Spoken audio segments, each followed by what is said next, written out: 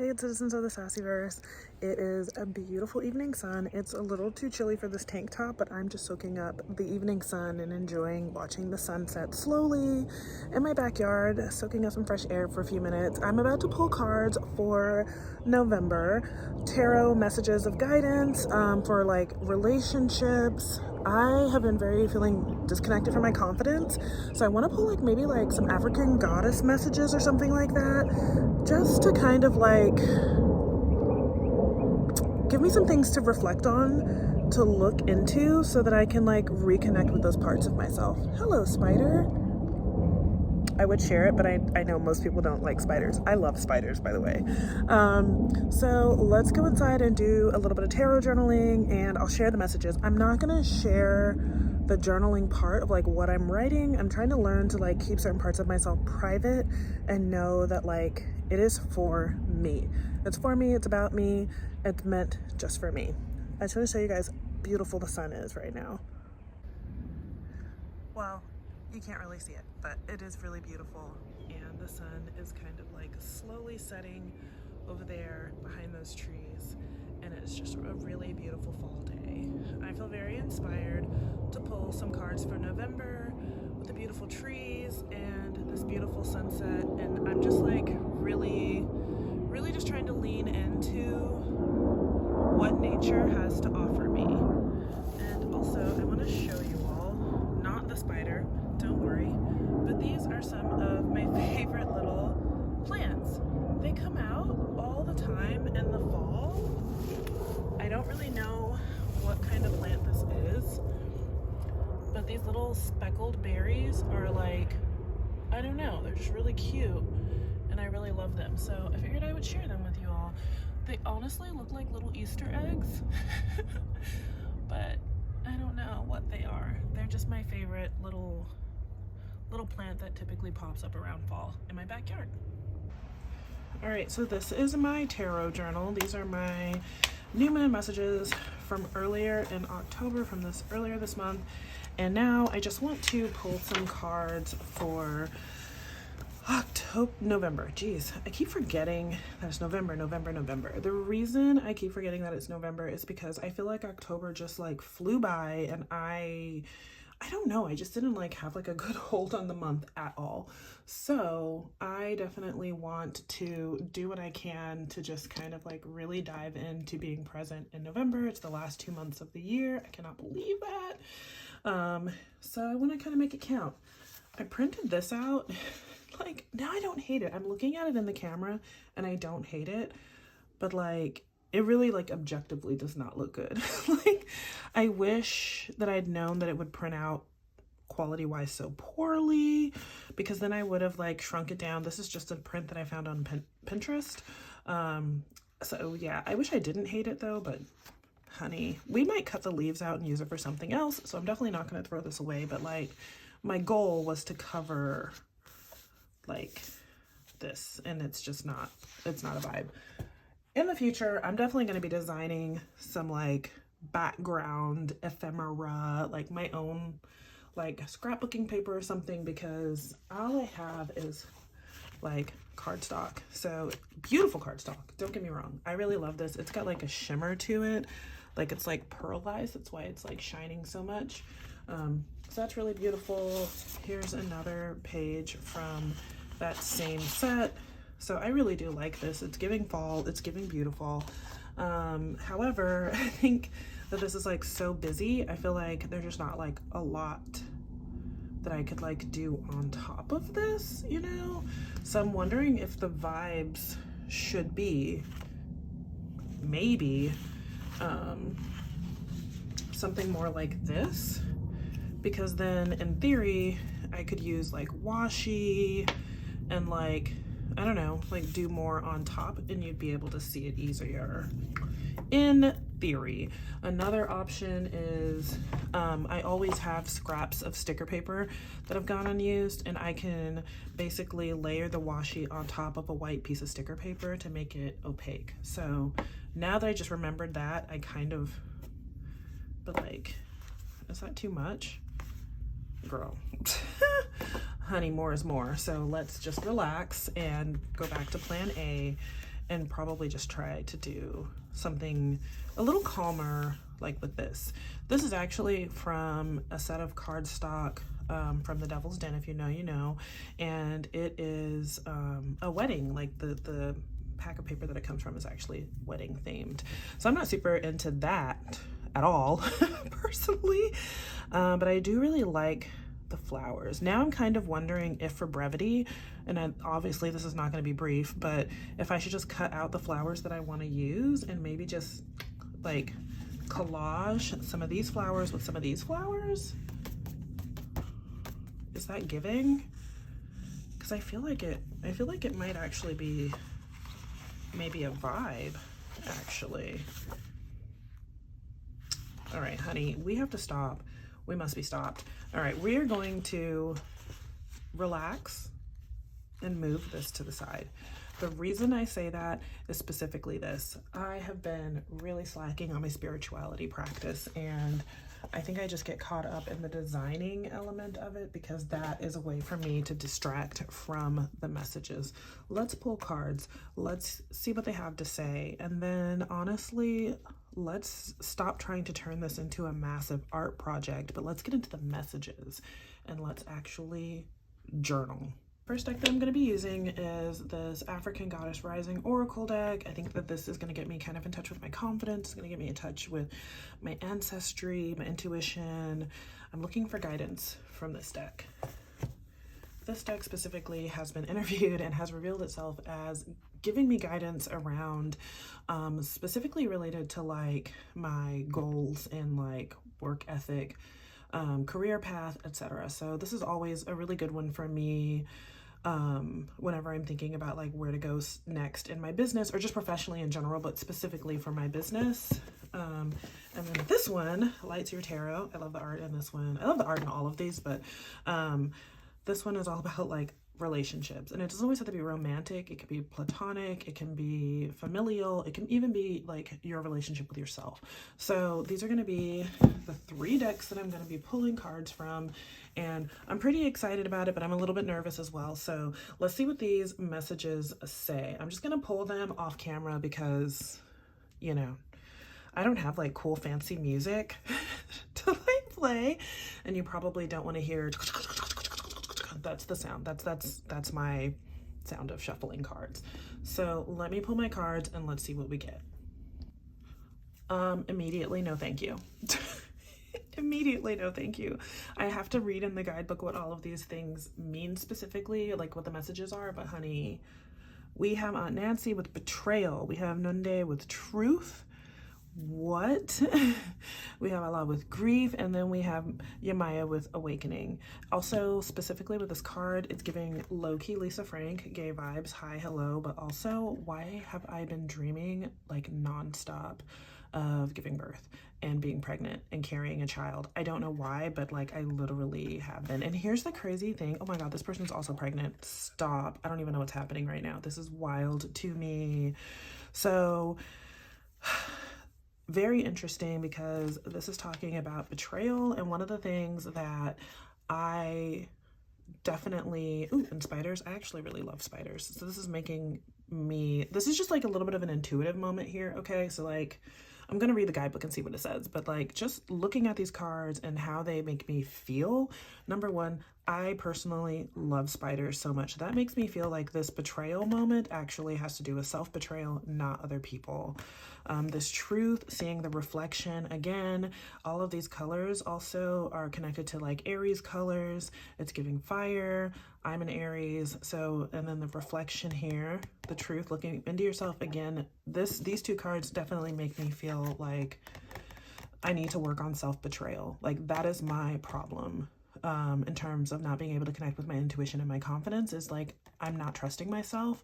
I'm actively engaging in self-betrayal and self-sabotage, and it's time to like overcome the betrayal. I need to be like see myself, you know, and be true with what I see. Here's the thing that's really weird to me about this one though, because it says grief, but at the same time, like I don't know, I just see so many images of like fertility, like quite literally fertility. Also, green is my favorite color. So I'm trying to figure out specifically, like, I don't know, this one's throwing me for a loop, just intuition wise, this one's throwing me for a loop because I'm like, I see grief, but I also just see so much abundance and so much growth. And it makes me wonder if, in order to like, because I see like a lot of abundance, like once we get past the betrayal, all I see is so much abundance and color and beauty in these cards. And so it makes me wonder if I have to grieve in order to accept abundance. Like if grieving is a natural process in my healing journey that will allow me to receive abundance or and maybe approach this awakening. So, ooh, heavy, heavy, heavy, heavy, heavy, heavy. Okay, mama's gonna need to sit down and actually sit with these and journal. So I'm gonna put these cards to the side and then I'm gonna go ahead and pull the cards for my career. Whew, this, I don't know what the guidebook is gonna say, but I'm very nervous. So these are the cards that I got for my career. Specifically, the question I asked as I was shuffling through my cards is, what messages of guidance for November do I need in order to take my career, my personal career, to the next level? What am I going to need? Whoo, honey.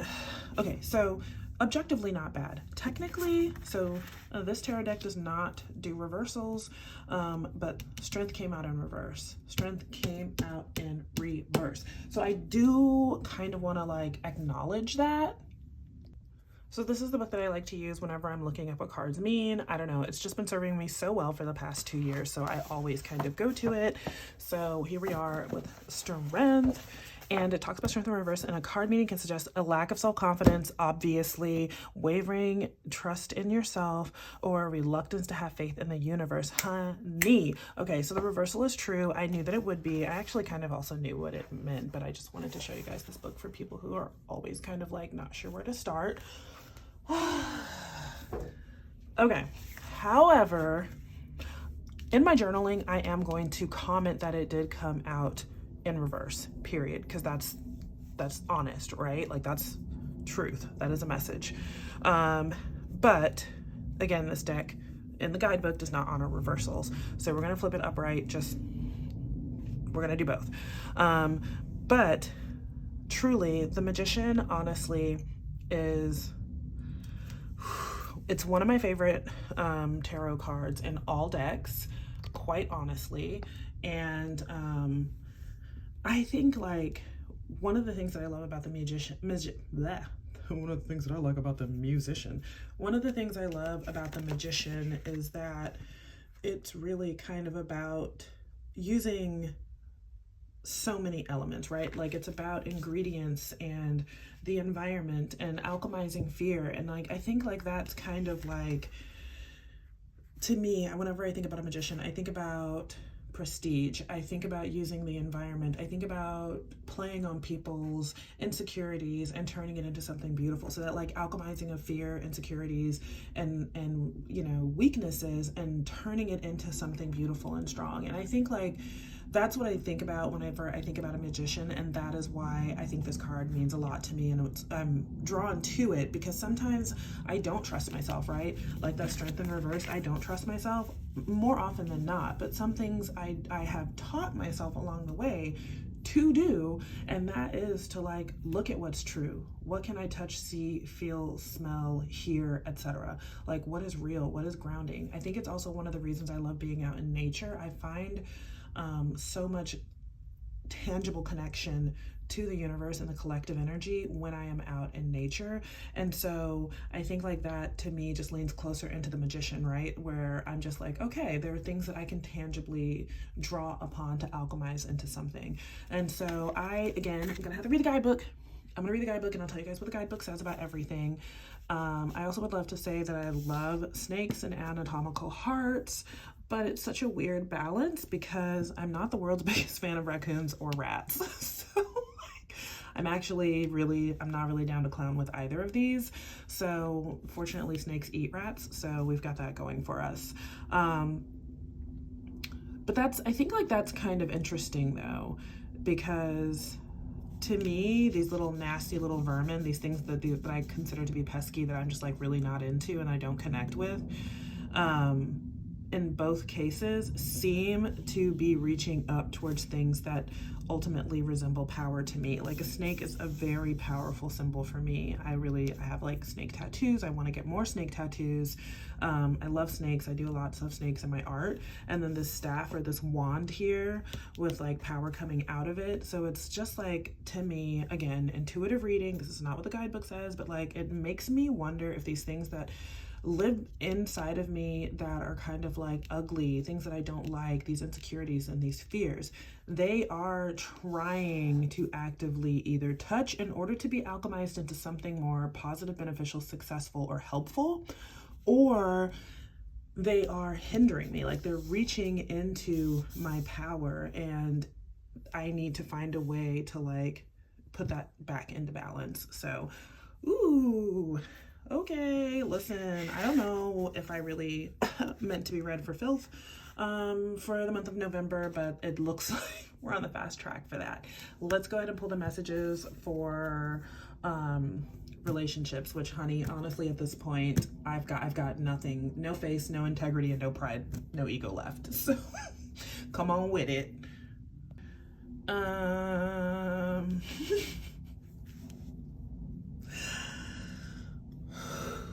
I'm not gonna say a whole lot about these cards. If you know what these cards mean, then you know what they mean. And it's giving divorce, babes. Divorce. Heavy on the divorce. It's giving shit's about to fall apart. It's giving I'm going to find peace, prosperity. Whenever I think of wolves, which is another animal that I absolutely love, I always think of protection. I think of packs. I think of family. I think of abundance. Whenever I think of this card, this cutting strings, cutting attachments, moving on. Honey, it's giving divorce. My divorce. That's all I can say about that. I'm going to move on before I say some stuff I should not be saying, okay, on the internets. But this looks heavy. This looks heavy. So let's set up the spread so that I can like process a little further some of these messages. Oh my Lanta. That's how I feel right now. Just in case you didn't get it from before. Again, if you know, you know, it's giving divorce, babes. Divorce. This is definitely the most like intense like bullet journal spread I've ever made. With like, it's supposed to be Art Deco arches, but they're definitely also giving spikes or like sharp teeth. I'm not entirely mad about it. So I know I said that I wasn't going to decorate, but like honestly, we need it. So here we are. We're not even going to spend any more time acknowledging the fact that obviously we're going to decorate. These are just some strips of sticker paper that I have from doing some printables and decorating another journal that I have. And so I don't really like to let things go to waste. I really kind of want to use them. I'm trying to think of like, what should like a good accent color be? For me, it's always brown or green. I don't know why, but those are like usually the two colors that I just immediately gravitate to. However, I don't know, I'm feeling very drawn to like red for some reason. I feel like it shows up a lot in the cards. And so I'm thinking I might just like, I think I'm just gonna go for it, which is like, that's never a color that I personally be like, ooh, let's go for red. It's on the list of least favorite colors. I have very few colors I like.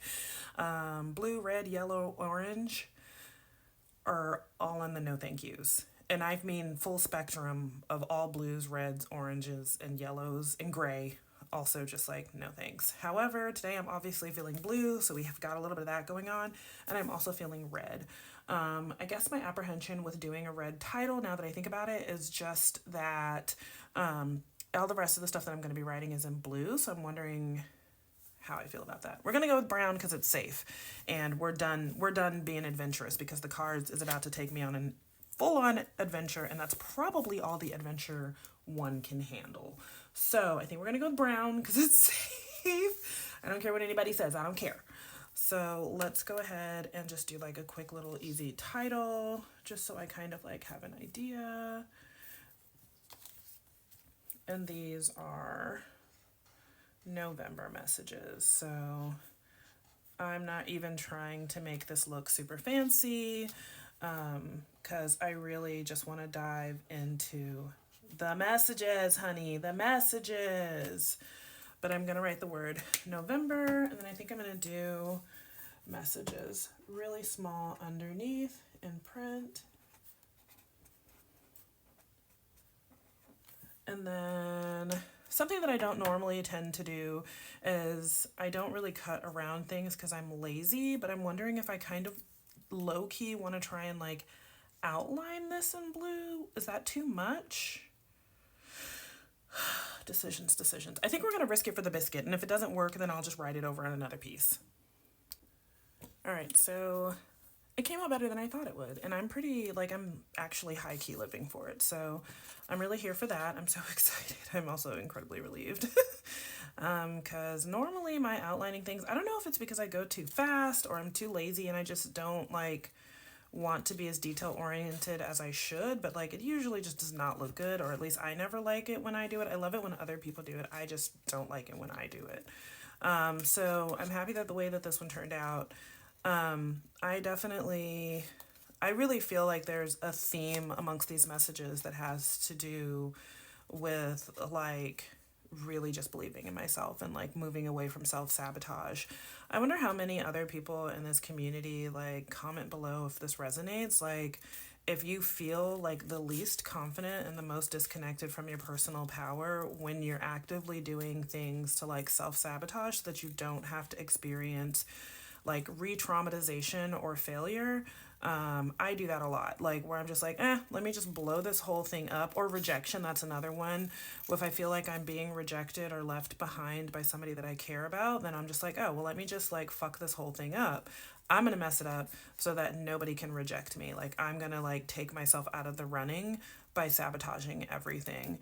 I tend to do that a lot, and so okay, so here's the problem. I don't want to say problem because that's a little excessive, but like I feel like this title looks better here than it does over here. Like this just looks bananas, or you won't even be able to see it. Actually, I don't hate not seeing the like Art Deco arches if I put it down low, because I do prefer the title to be on the left than the right. Obviously, this is my journal, so who cares what side it's on? This is just for me. I like the beige background with the blue outline better, but I do really want it to be on this side of my notebook.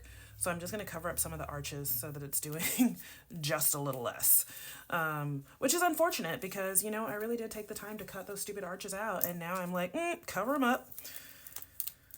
But we do what we must, okay? We do what we must. And I don't actually feel bad about that. It's doing what it needs to do. I feel pretty okay with that.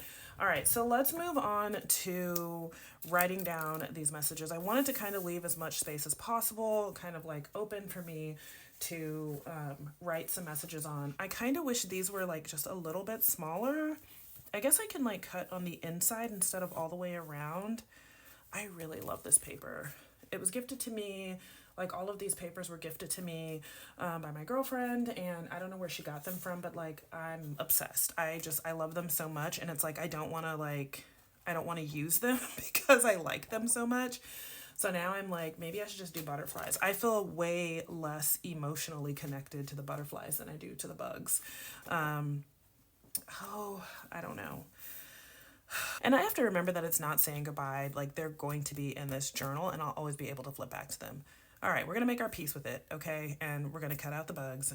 We're going to cut out 3 of them so that we can move on and start getting into like what the guidebook says about these messages. Okay, so we're switching over to voiceover. So sorry.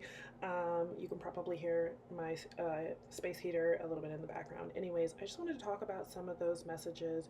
If you remember from the beginning when I talked about like betrayal and just my intuitive feelings about those cards regarding sort of working through self-betrayal as a means to reach abundance, I just wanted to read like one of the parts that came from the guidebook. It says, Aunt Nancy's shadow guidance. Who really betrayed you? Betrayals from others mirrors you betraying yourself. Honey, it's giving, are your boundaries strong? Are you rushing to end something because you don't want to work or risk rejection? There's a whole lot going on with that. And I also feel like the reason that the cards came out the way that they did, starting out with like addressing self-betrayal and then moving into so much fertility and abundance and so much overwhelming wealth. And I don't mean materialistically, just in general. Um, I definitely 100% see how important it is to have more self faith, more self preservation, self protection.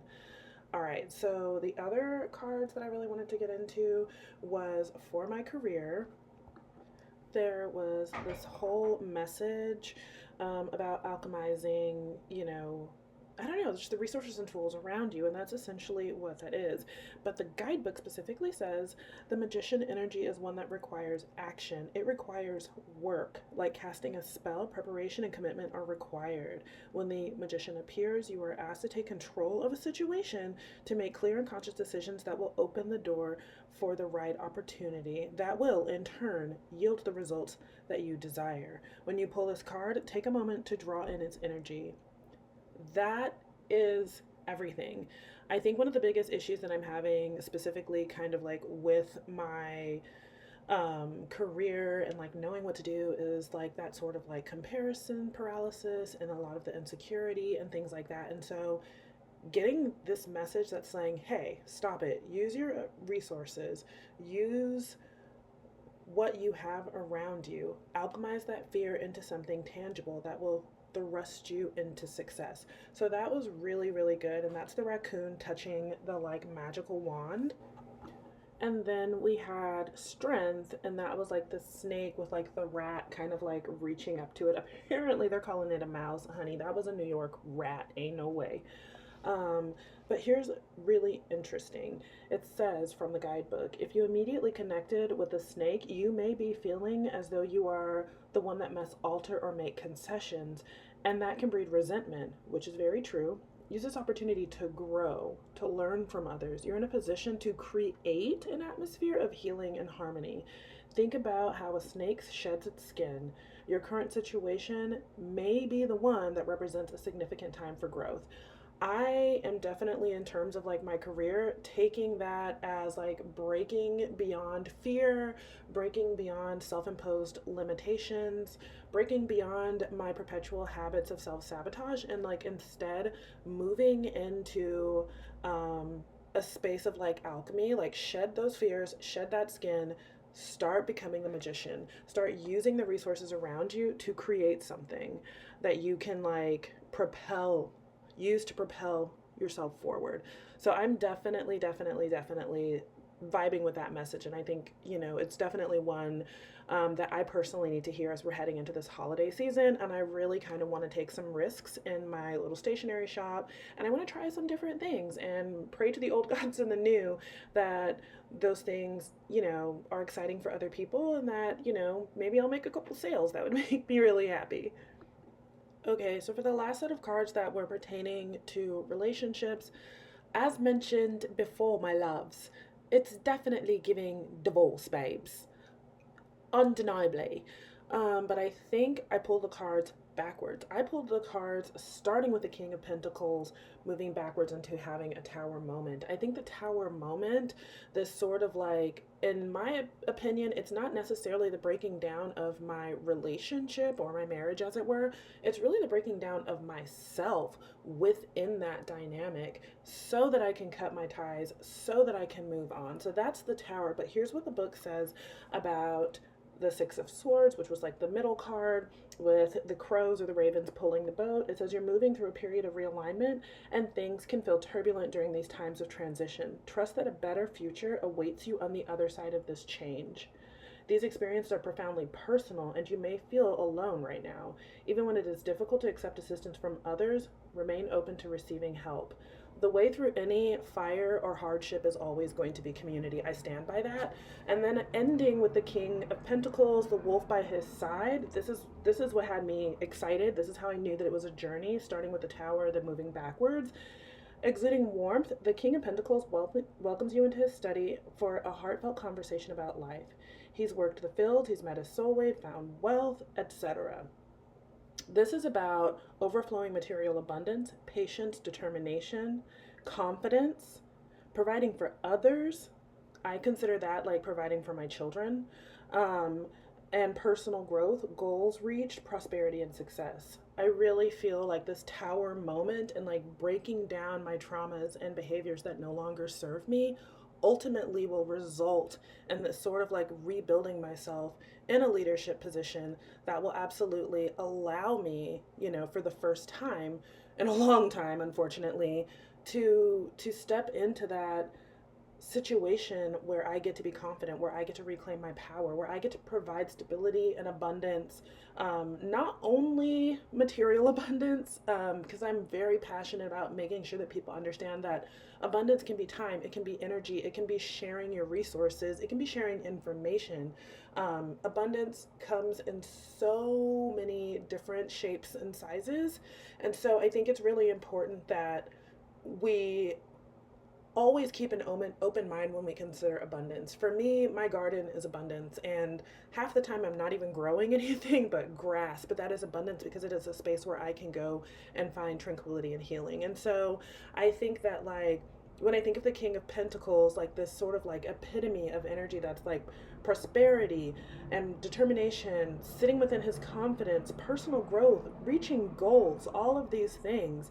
Um, that's what I want. And I think it's interesting that like the way that I can find my way back to myself so that I can better care for others is through having that tower moment and just like letting things that need to end letting them actually come to that end. And that's a hard one for me, but I think that it's also a really important one. So, whew, just, honey, I will say this: when I first started tarot, I didn't know a whole lot about intuitive reading. I've only just recently really been able to like look at cards, probably with like the last 6 to 9 months or so. Been able to look at cards and like just what is it saying to me? What are the colors saying? What is the imagery saying? What kind of just like energy am I getting when I touch the cards? What is the message? That's something that's kind of been happening more recently, and this just serves as confirmation, synchronicity, but also it's a very affirming experience in my spiritual practice right now because the way that I felt about these cards is actually confirmed within the guidebooks. And yeah, I don't know. I just hope that if you're interested in trying something new, especially that's like intuition led or needs to be particularly intuitive and you don't feel confident within that, I just want to let you know it's possible. It's possible to work and get there. So I just want to finish this spread with like some butterflies to kind of just harness the energy of my friend. She's no longer with us, but she was always a source of bravery, sisterhood, and connection for me. And I just want to like pull in some energy from my best friend Lala. So thank you for watching today. If you're not already, please subscribe, please share this video, and I'll catch you in the next one. Bye.